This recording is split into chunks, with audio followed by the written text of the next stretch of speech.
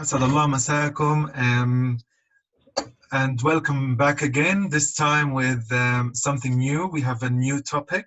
My name is Tamer Nakhal. I'm currently will be videoing from Cambridge. We'll be discussing this time a new topic. It will be about researching.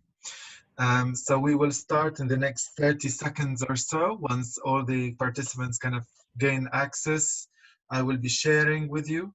Again, as previously, we have a chat box. So you can type in your question. لو عندك أي سؤال, if you have any question, you can just ask. So hello and welcome again. In this series, we will discuss every week a little bit about researching. Hopefully, at the end of it, our aim is to develop our own teams and start slowly writing papers and publishing together. So welcome all again back. I will be sharing with you my screen. So I'll close the chat and I'll just go for the PowerPoint presentation. So again, it will be about researching. I've chosen this picture. This is a picture I took in India in 2018 in Kerala, and these are the tea farming industries in India, and I will let you know why did I choose this in particular. So we can crack on at the moment. So the aim of this whole kind of series of lectures this time is a bit different. So it's far away from the clinical bits in surgery that we had last time. This time we'll gain more insight towards what is research, to understand the basics, principles of how to perform a research in a stepwise manner, elaborate on the basics, and then you will learn throughout this series how to critically appraise a paper, and then do the literature review and ways of performing it. And then together we will start writing the article, and hopefully we'll go through the submission process. Again, we will learn together what are the medical terms, the research terms, how to write, which words to pick, etc. And hopefully at the end of it to get involved in some research projects. So the outline of these lectures will be, this lecture is kind of an introductory lecture, and there will be at the end of this course, hopefully a certificate of attendance for those who attend all lectures. And there will be on some lectures, of course, some homework. We'll let you know. So we'll start with an introduction. This is our lecture 1, and it's a series of 6 lectures. It's quite an intense and quick course, but I want to for you to start the the practicalities of it rather than just telling you exactly the literature of it. So next lecture will be about basics in statistics. So we'll tackle the most important bits and pieces in any paper so that you can in the forward lectures be able to critically appraise a paper. Critically appraisal بالعربي يعني أن تنقد ورقة بحثية أو مجلة بحثية. And then literature review. Of course, this we'll learn in the 4th lecture, which means هتعرف كيف you can retrieve all the data from previous books or from previous articles لما تبدأ تبحث عن research question that you're answering to. And then, of course, we'll start learning a bit about the English language and research. Most of the research is done in English language and it's published in an English language. I know most of you, English is not their first language. That's a bit of a struggle, especially in writing. So we will tackle some bits and bobs about advice on how to write, and we'll start writing together. And then hopefully in the last lecture, we will write a kind of a paper and show you how we will slowly, or how would the process of publishing it be. This paper is a virtual paper, so it's not going to be published, but it's how and know-hows of doing it.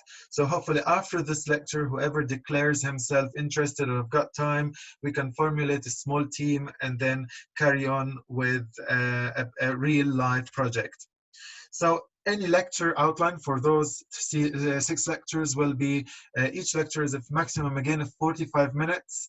It is simplified language, practical. I want you to know the know-hows, and then you can raise your hand or ask in the chat box as I showed you. It is more of an interactive, so that the more you interact, the more benefit you will get. And after some of these lectures, there will be small homework which you will need to submit before the next lecture to my email account. And it's again dr.elnakal@gmail.com. And that's essential if you would like to have a certificate at the end of it. But if you want just to get the outlines of it, then you're most than welcome. And most importantly, enjoy it. So that brings us to the question, what is research? Everybody's bombarding us, oh, you have to do research, you have to publish, you have to do things. And that's the question, what is meant by research? So it's an art, actually, of finding an answer to a question. عندك سؤال, and you're kind of questioning something, and you want an answer to it. Using various clues. There are some clues on your way, زي مفاتيح, and these clues, you will utilize the maximal resources available towards achieving, hopefully, an answer to it. Not necessarily the answer you want, but it's at least an answer. So I will tell you the tea story. In India, or in some place in China, they say, in the previous years, they presumed that drinking tea prevents infection. And there is a legendary kind of story or tale that says people were always drinking tea, hot tea, so that because they found out that these people are less prone to having infection. Now, the association was that actually tea is the disinfectant. That would have been the mind of thought, which is kind of reasonable. But then as the ways and days progressed, we knew that actually the process of boiling during preparing the tea itself made the water clean or disinfected the water enough to make it clean for drinking. So then again, when you research that it actually is the tea story, which means that the tea is safe and makes a tea is a disinfectant. No, actually boiling process is the disinfectant in this kind of scenario. And this was found, of course, through clues and links. So the question was, why would these people drink tea and they don't get that many, for example, diseases? And the answer was, oh, because there was a process called boiling. And actually, it's not the tea, it's the boiling process that caused less infection rates. So essentially, talking, you have a problem, عندك مشكلة. And this problem has got a standard تبعها. It's got something we call a null hypothesis. Null is a zero, yeah? So this is that the presumption that there is a general statement or default position that there is no relationship between two measured phenomena or no association among two groups أو any groups. يعني الطبيعي إنه تحكي لا ما فيش أي لينك ما بين وجود الشمس والمد والجزر. It's حاجة على الأرض وحاجة موجودة على الشمس. Something is not related. That's kind of the default thing. But then you start questioning.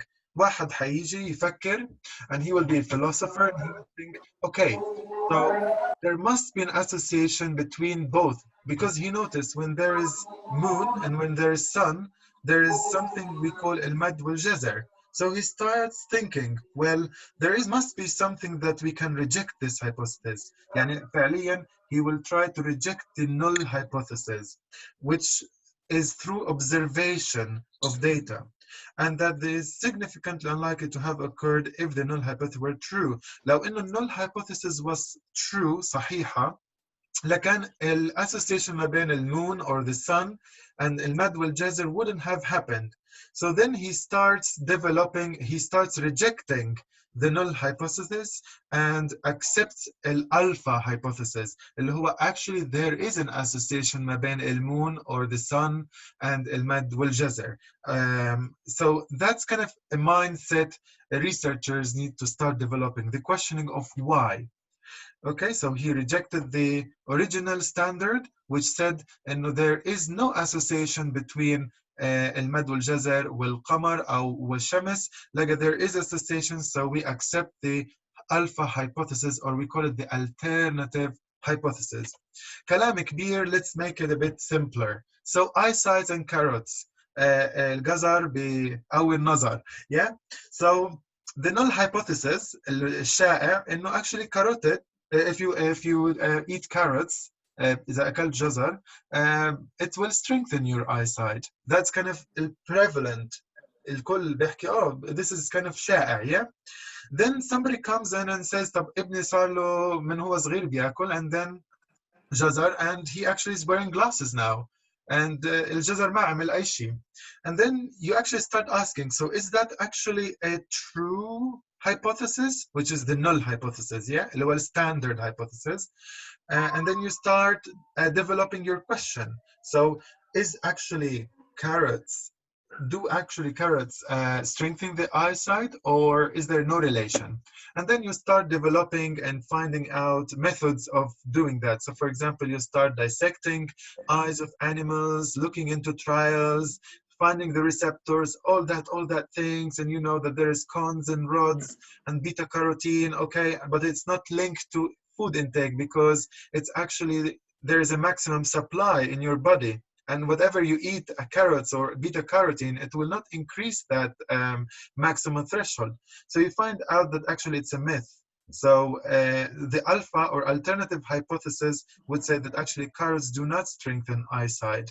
And then you reject the original hypothesis, اللي هي الجزر يقوي النظر. So the framework أو mindset كأي researcher is super simple and super easy.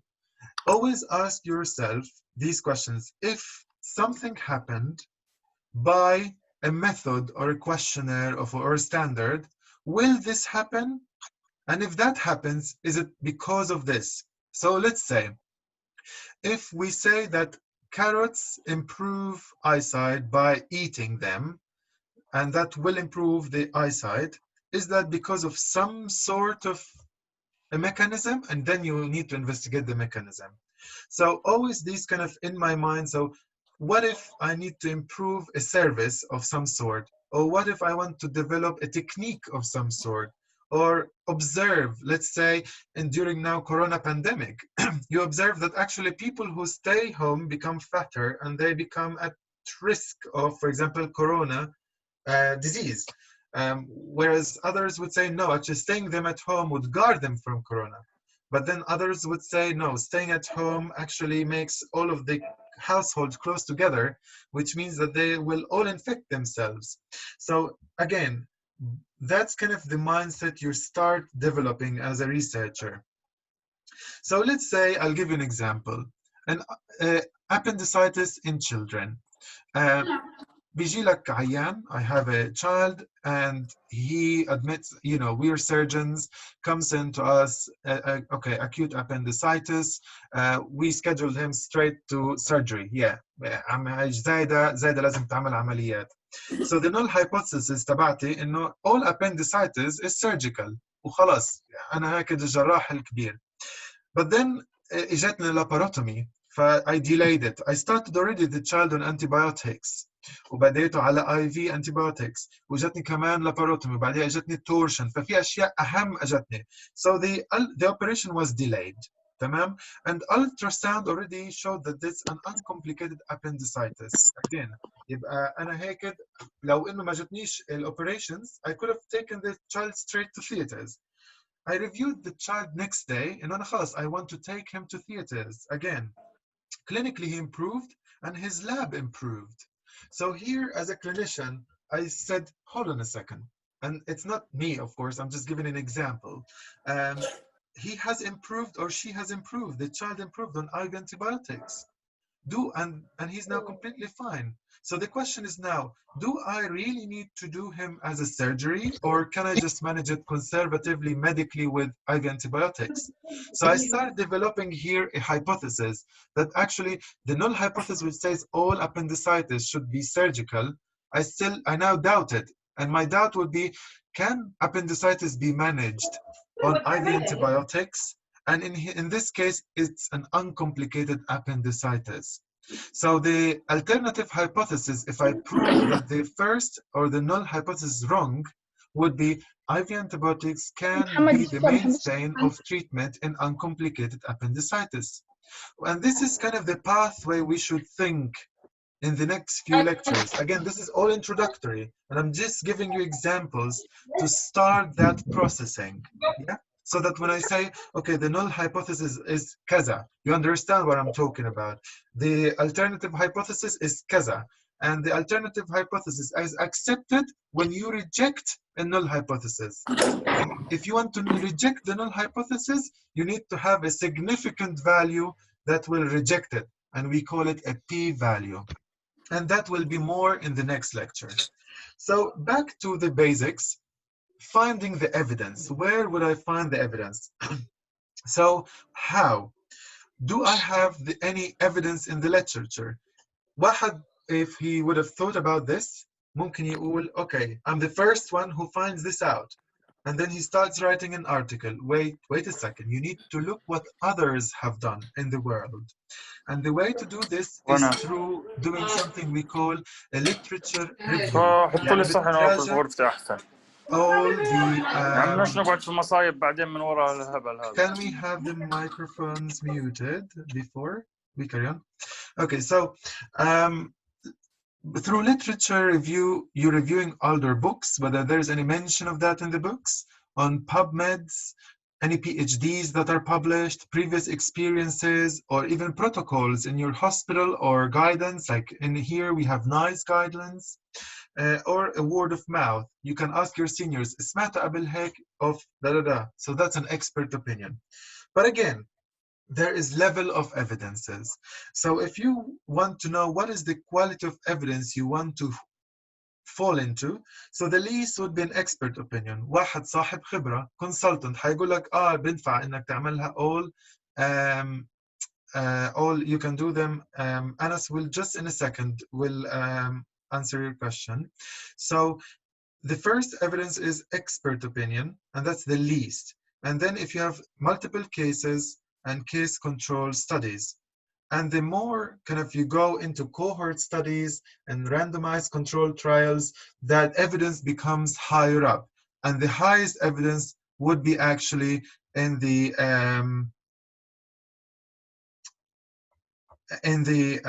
systematic reviews and randomized control trials. We have two things, we have two types of research. There is a primary research and there is secondary research. The primary research, this is an original study, a study that you conduct and you follow up and you yourself show the results of it. And this would include, of course, the case series, the case reports that عملت, the case control, the cohort, a randomized control trial. لكن if you are looking at all the randomized control trials اللي انعملت في العالم, و let's say عندك 4 randomized control trials انعملت, واحدة في هولندا, واحدة في أمريكا, واحدة في مصر, وواحدة let's say في China, yeah? And you're doing a systematic review of this. And it's not your work is just gathering all the data, putting them in one paper. That's we call a systematic review. And this is a secondary research. Of course, it is the highest level of research. Why? Because you're combining all the best, the cream of the research into one publication. يعني زي ما بتحكي ملخص الملخص, أو بمصر بيحكوها الزتونة اللي فيها كل إشي. So that's how I would like you to think, stratifying your research abilities. So even when you're sitting at home, if you start a systematic review and you publish it, that would be counted as one of the highest research articles you can do. And that can be published in a very high and prestigious journal. Now I thought I'll tell you a little bit about your question. So once you've developed that a question, which is a research question, you start looking at the literature of uncomplicated appendicitis in children. Sorry about that. Did it compare operating versus conservative? what is the keywords that you will use to narrow it down.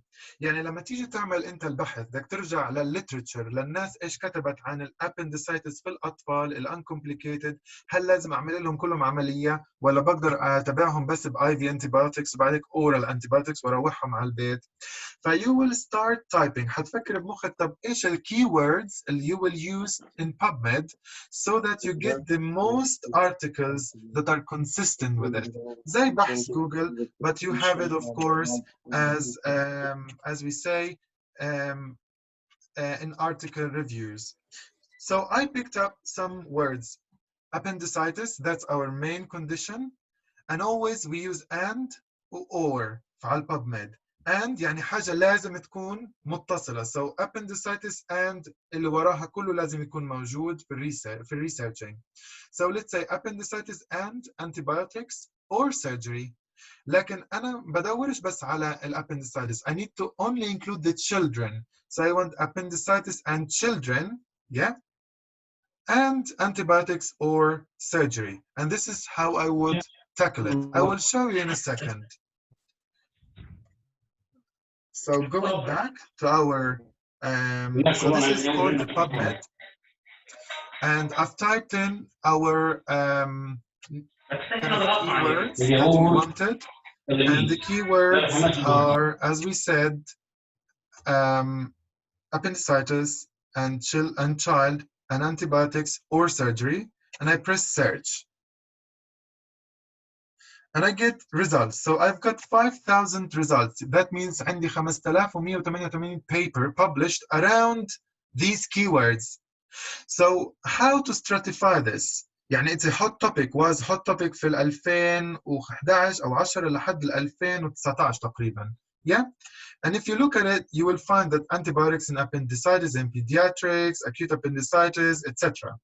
So the way you will start looking at this, you can, for your own kind of clinical practice, لو أنت بس بدك تعرف هل في paper relevant، اضغط على مثلا البيبر اللي شاو early appendectomy versus conservative management, yeah? And it's a meta-analysis. Meta-analysis, as we said, it's the highest evidence. And you start reading it. And you will look at the conclusion that actually children who didn't have complicated appendicitis were actually managed with oral antibiotics and IV antibiotics, and the complication rate was low compared to the ones who had the operation. This is kind of your way of thinking. So that helps you to gain more into an evidence-based practice. Yeah. So how do I narrow these when you want to do the literature review? في حاجة اسمها Prisma Flow. So this is the preferred kind of classification when you want to narrow down your research.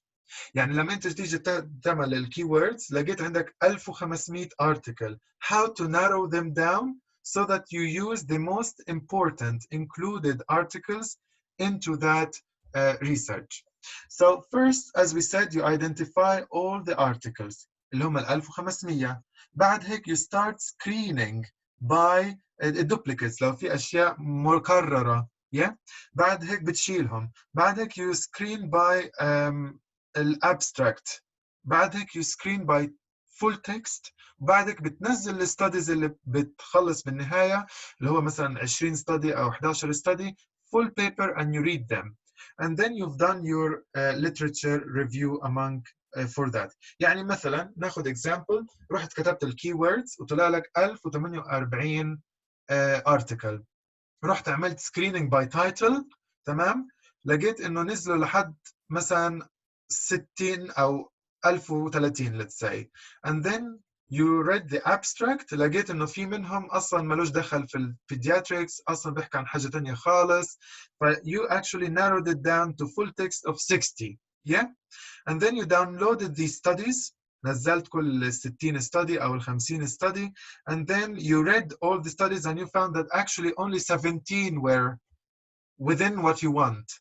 So these 17s you will include in your research or whatever you're doing in writing the research, and those will be your resources, or that will be your references. where you write your referencing اللي هو حيكون المصادر اللي انت جبت منها المعلومات تبعتك.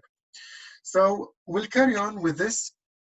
يبقى احنا هنا اجانا مثلا 5188 results, so 5000 almost results plus, and I start screening first by title. Okay, so this title is all right. I'm not sure about this one, but I will tick it. And then, okay, here uncompleted, but in adults. So I don't include adults, for example. I didn't want to include my adult kind of in adults studies, so I will not include this one. Oh, this one is non-operative management. Okay, this was relevant. And I start doing this for all the articles that I think that are relevant. And then once I've marked all of them, and that is a quick process, by the way. So just to help you around PubMed, so this is the search box. There is advanced. Here, there's display options. You can see them by summary or by abstract. يعني بس الابstract الملخص تبعها. أو you can just look it up by PubMed ID. وبعدك you can put up to 200 per page. يعني 200 results per page. And you can quickly screen through them. Yeah. And then here on this side, you can see how many articles were published about this topic in the last 100 years or so. And you can see the trend. So you know that's called the hot topic spot.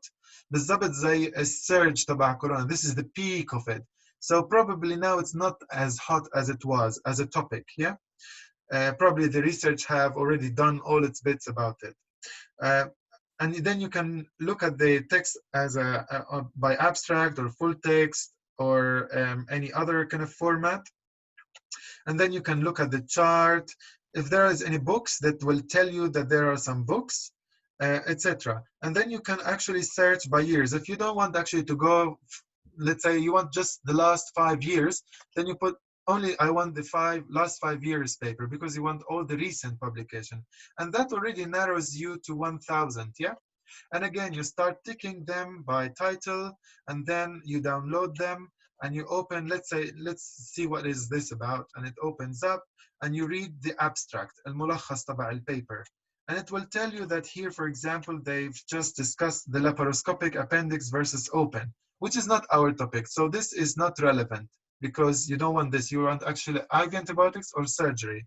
So this will be excluded by abstract. But let's say you're not sure, then you can always open it up, for example, by clicking the full text links, yeah, or by finding it on Sci-Hub. Or if you have access through your library in the university, then you can open up the paper. And again, through that process, which we call the Prisma Flow, you start narrowing slowly down your choices لحد ما توصل للmost relevant papers that you will use throughout your study. And that will be your resource. هذا حيكون المصادر المراجع. And this is kind of just showing you hints and bobs في كيف تعمل literature review quickly.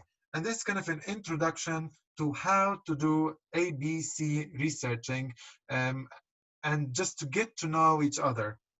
If you want to, on your own time, and you are, Ashan, and I know there is a lot of people who are now on lockdowns, you can watch this series. A good friend of mine, Nizar Saleh, he has YouTube channel, which he has posted a lot of nice videos about fundamentals in research. I highly recommend them in the meanwhile so that it speeds up your understanding during these lectures.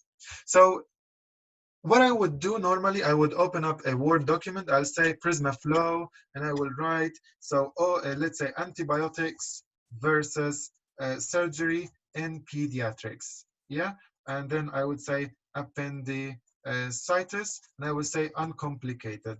So here I want to include what? Children, yeah? I want to include all with appendicitis, but only uncomplicated. Of course, complicated, they will need probably surgery. And I want papers from the last 5 years. I will exclude all the adult papers, anything that talks about laparoscopy, yeah? And of course, all older papers. So this is kind of my drafting, yeah. هيك أنا ببدأ brainstorming مع نفسي. ممكن تكتبها على piece of paper. And then I start screening بالkeywords اللي هو استخدمناهم. Yeah. So الkeywords اللي استخدمناها كان appendicitis and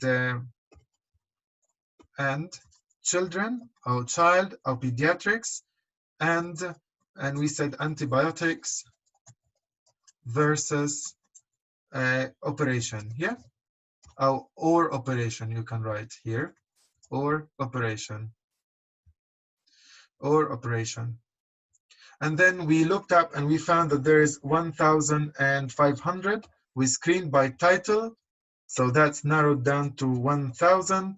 We screened by abstract, that give us, let's say, 500. You look at by full paper, you find that it's 150. And final papers, let's say it will be around 50 papers. And these 50 papers you will be very familiar with, and that will be your end of literature review, which will help you with starting to write an article confidently, because you can do the discussion, you can do the introduction, etc., etc. But we will discuss this more when we start critically appraising. هاد كان بس introduction إنه كيف بدك تفكر كresearcher, how to develop the research question, and how to start finding the articles على النت through PubMed, and how to read them and where to find them. Now I'll give you a bit of, we have the last 8 minutes or so, where we can discuss further on all kind of questions related to this very introductory, very small lecture today, where we will know more and more and elaborate more on that in the next few lectures. So I want you to go home today with 3 things. I know how to formulate a question and how to think as a researcher. I know what is a research kind of thing. I know there is something called PubMed. And today, if you go in the evening and just start looking at PubMed and typing different words, perhaps you had a case that you found interesting in when you were a student, or if you're a doctor, and just type and see what are articles around that topic. Let's say Corona, for example. See whether surgical masks are better than cloths. And believe it or not, they say that cloth masks are better than the surgical masks and guarding against Corona. So look up a few things, especially disputed topics on PubMed. And of course, I'll be more than happy to answer any questions around that. I'll give you now time to reflect. And if you have any questions, please do ask on the chat group and I'll answer them promptly. So again, just for everyone to see, my email will be dr.elnakal@gmail.com. Please take a note of this, because in the next lectures we will have workshops together where there will be more interaction. I would rather each one of you have a Gmail account if possible, because we will share together a spreadsheet, we will share together the Word document, and each one of you will be typing as well, and we will interact with each other more throughout. And just remember, you are always asking about the null hypothesis, and then you try to prove or disprove the null hypothesis by accepting the alternate hypothesis. I hope this is kind of gives you a little bit of a hint. Now, in regards to Prisma Flow, they have their own website, which you can look it up again. It's called Prisma website, and this is the website they publish all the guidelines, yeah? And you can see the checklist is here, there is a flow chart, there is a statement from them, and this is kind of for authors, and you can read a bit more about the Prisma Flow through this website. They have their own, and this of course is the preferred reporting items for systematic reviews and meta-analysis. I often use it for all my researches because I found it as an easy way and a very kind of evidence-based way of getting things right. There's somebody saying a huge bias for the editor. Yeah, so in terms of biasing, we will discuss that further in the when we critically appraise a paper, I will tell you more about what is bias, what is confounding factors, and this is today's lecture. Today's lecture is only an introduction. I want you just to know the A, B, and C. In each one of these, you will learn a bit more so that I built you up towards a more practical approach in 6 lectures where you will be able to hopefully start writing a paper. Is Prisma a database? No, it's not a database. This is the flow itself. So if you put it the checklist, it gives you the flow of the checklist. So you can download it. I'll show you where. So I'm going to download it on my desktop, and I will show you the checklist itself. And it's actually a cool thing. I stopped the PowerPoint presentation, and this is the checklist. So it's simply here modality of checking by abstract by title. يعني هاي هي الchecklist اللي عملوها في 2009, and then you have a checklist item and then reported on the page, and then you identify whether that's what sort of a study. Is it systematic review or is it meta-analysis, and which page, etc. And it gives you a little bit of a hint. So Prisma is actually a way, as we said, of screening the paper or the papers that are in the literature to narrow it down to you to the least amount of numbers of papers, so that you can use as a reference for your paper that you will be writing. Okay, back to the chat and questions. Anyone else has got any further questions so far? We have 3 more minutes remaining.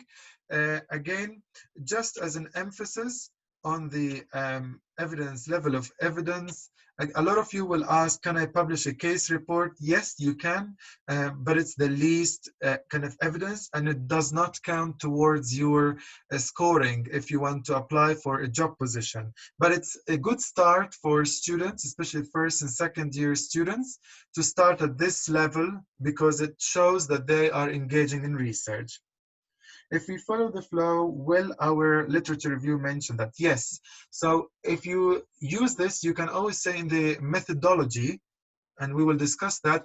So we have used the Prisma Flow in our literature review, and we have used the keywords of appendicitis and child or pediatrics and antibiotics or surgery, and we have found that there was amount of articles. Please refer to the figure. وانت راح تعمل مع نفسك ساعتها الفigure, which is like this one. Yeah, وهاي الفigure you can put it in your article as well, and it will show that you have a strong background and you actually have done a good literature review. So a case report on its own is weak, but if it's with a literature review that is strong, it makes it a very strong case report, and which you can publish in a high impact journal, like for example BMJ, the British Medical Journal, and we'll discuss that more and further in the next lectures. Gets this as a strength point. Yeah, it does get you as a strength point, of course, because then it shows that you are following a systematic approach. There's various ways of doing this, but this is the way I prefer, and most of the people here prefer it for your literature review when you're conducting it, so that you have a good background when you're typing your introduction and then when you're discussing your paper. Any further questions so far? This is an introductory. I hope that you've enjoyed the bits and bobs. It will get easier as we go. And as I said, always ask why and how. Always relate whatever you see as an observation to whatever you've gained. As we said during the surgical course, your basics are connected to your clinical through a question. If you remember, and then link that question to an answer. If you can't find an answer, try to research the answer, okay? I've really enjoyed today's introduction, and I hope that all the attendances have enjoyed it. I've recorded this as well under all permission of you, hopefully. And again, thank you for attending today's lecture. Next lecture, as we said, is going to be about basic statistics. It's going to be nice, intense. And my guide is a very easy book. It's called Medical Statistics Made Easy. If you find it online as a PDF, I think that's a good start for any medical student or anyone who wants to start researching to make it simpler for them. Again, thank you very much. Tahiyati min Cambridge, and have a blessed day. Assalamu alaikum wa rahmatullah.